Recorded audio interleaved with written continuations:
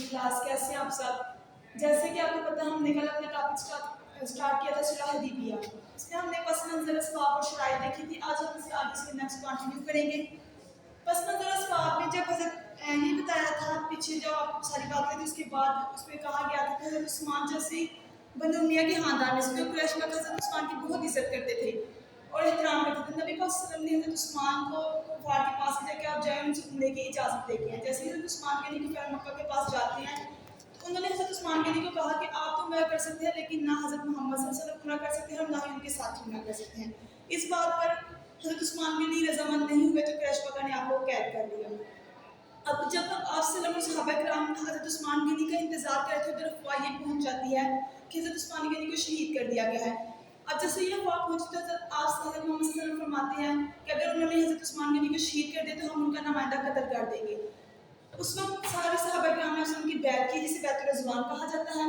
اس کے بعد انہوں نے حضرت عثمان غنی کو رہا کر حضرت عثمان غنی واپس آ گئے تو اس کے پاس ان کے پاس ایک قریش کا ایک وفد لے کے آتا ہے.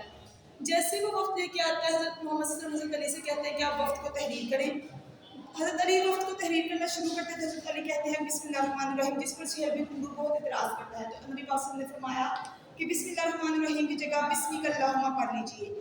اس کے بعد بسمک اللہم پڑھ لیا انہوں نے. اس کے بعد انہوں نے حضرت محمد کے نام پہ اعتراض کیا تو نبی پاک نے فرمایا آپ میرا نام حضرت کی جگہ ہٹا کے محمد بن عبداللہ رکھ دیجیے. حضرت علی نے ایسا نہیں کیا کیونکہ وہ ادب اور احترام کی وجہ سے تھے. انہوں نے ایسا کہ میں ایسا نہیں کر سکتا, میں ایسا کرنے کی ہمت نہیں رکھتا. پھر نبی پاک نے خود تحریر بدل دی.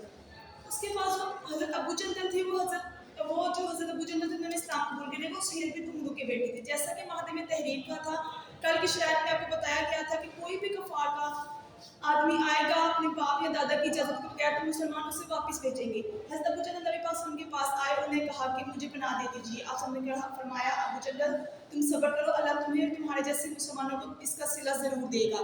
انہوں نے حضرت ابو جندل کو واپس بھیج دیا. اس کے بعد ہمارے پاس آ جاتے ہیں سورۃ فتح میں اللہ تعالیٰ نے کیا فرمایا. اللہ تعالیٰ فرماتا ہے یقیناً اللہ نے سچا کر دکھایا اپنے رسول کے حق پر مبنی حباب کو. اگر اللہ نے چاہا تو ضرور تم لوگ امن و امان کے ساتھ مسجد الحرام میں داخل ہوں گے. کچھ لوگ اپنے سر منڈواتے ہوئے اور کچھ لوگ بال کترواتے ہوئے. اس حال میں کہ تم خوفزدہ نہیں ہوگے تو اللہ جانتا ہے جو تم نہیں جانتے. تو اس نے اس کے علاوہ ایک قریبی فتح خیبر عطا کر دی ہے. یہ اللہ پاک نے سورۃ فتح کی آیت نمبر 27 میں فرمایا ہے. اس کے بعد ہمارے پاس آ جاتے ہیں صلح حدیبیہ کے مثبت اثرات. صلح حدیبیہ کے بہت سے پازیٹیو اثرات بھی تھے. بہت ساری پازیٹیوٹی آئی تھی صلح حدیبیہ کے بعد. اس میں انہوں نے کیا ہوا تھا فتح مکہ نصیب ہوئی تھی. مسلمانوں کو کفار کے دائرہ اسلام میں داخل ہوئے تھے. کفار کے بہت سے سردار تھے جنہوں نے اسلام قبول کر لیا تھا. اس کے بعد ریاست مدینہ کو تسلیم کر لیا کفار مکہ نے. اس صلح کے بعد بہت سے ایسے قبائل تھے جو کفار مکہ کے ڈر سے اسلام سے دور تھے. وہ بے خوف ہو کر مسلمانوں کی قربت میں آئے. ٹھیک ہے, یہ آپ کا پیج نمبر 45 ہے جس سے آپ نے یہاں سے ریڈنگ سٹارٹ کرنی ہے. کل ہم نے یہاں تک ریڈنگ کی تھی, شرائط ہو گئی تھی. اس کے بعد آپ نے یہ ریڈنگ کرنی ہے تھرو آؤٹ, اس کا سارا کرنا ہے. اس کے بعد یہ ایک آیت ہے جس میں سورۃ فتح کی بتائی گئی ہے اور یہ اس کے اثرات ہیں. یہ ساری آپ نے ریڈنگ کرنی ہے. اس کے بعد ہم مقصد کی طرف آتے ہیں. یہ MCQs ہیں. مقام حدیبیہ مکہ مکرمہ کی سرحد پر واقع ہے. کہاں واقع ہے؟ مغرب کی جانب.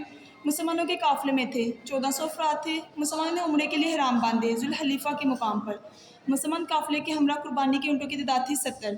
صلح حدیبیہ کے موقع پر دانش مندی سے مسئلہ حل ہو گیا حضرت سلمہ کی دانش مندی سے. اس کے بعد ہمارے پاس کویشچن آنسر آتے ہیں. صلح حدیبیہ سے پہلے حضرت محمد صلی اللہ علیہ وسلم نے کیا خواب دیکھا؟ انہوں نے یہ خواب دیکھا تھا کہ عمرے پر جا رہے ہیں. یہ دیکھیے یہاں پہ ہم نے اس کی بات کی تھی, یہ والا خواب. یہ نبی پاک صلی اللہ علیہ وسلم نے ایک خواب دیکھا. ٹھیک ہے, اس کے بعد ہمارے پاس آ جاتا ہے حدیبیہ میں کون سا معجزہ ظاہر ہوا. حدیبیہ میں کنویں کا معجزہ ظاہر ہوا تھا کہ کنویں میں پانی بہت کم تھا اور بارش آ گئی تھی تو اس میں یہ معجزہ ظاہر ہو گیا تھا. یہ دوسرے کویشچن کا آنسر ہو گیا. اس کے بعد آ جاتا ہے حضرت محمد صلی اللہ علیہ وسلم نے گرفتار ہونے والے کفار کے ساتھ کیسا سلوک کیا. حضرت محمد صلی اللہ علیہ وسلم نے گرفتار ہونے والے کفار کے ساتھ ان کو معاف کر دیا اور انہیں رہائی کا حکم دے دیا. ٹھیک ہے, یہ 3 سوال آپ کے ہو گئے. اس کے بعد ہمارے پاس آ جاتا ہے صلح حدیبیہ تحریر ہونے والے کفار نے کس بات پر اعتراض کیا اور کیوں. انہوں نے اعتراض کیا تھا ایک تو بسم اللہ الرحمن الرحیم پڑھنے پر جس پہ نبی پاک صلی اللہ علیہ وسلم نے بسمک اللہم کروا دیا, اور دوسرا انہوں نے اعتراض کیا تھا کہ ہم تو حضرت کو اللہ کا رسول مانتے نہیں. جیسے ہم نہیں مانتے تو وہ اپنے والد کا نام لکھیں گے اور اپنا نام لکھیں گے, تو جس میں حضرت محمد صلی اللہ علیہ وسلم نے خود محمد ابن عبداللہ لکھ دیا تھا. ٹھیک ہے, اس کے بعد ہمارے پاس اینڈ والا سوال آ جاتا ہے حضرت محمد صلی اللہ علیہ وسلم نے مہدی کی پاسداری کی مثال کیسے کام فرمائی.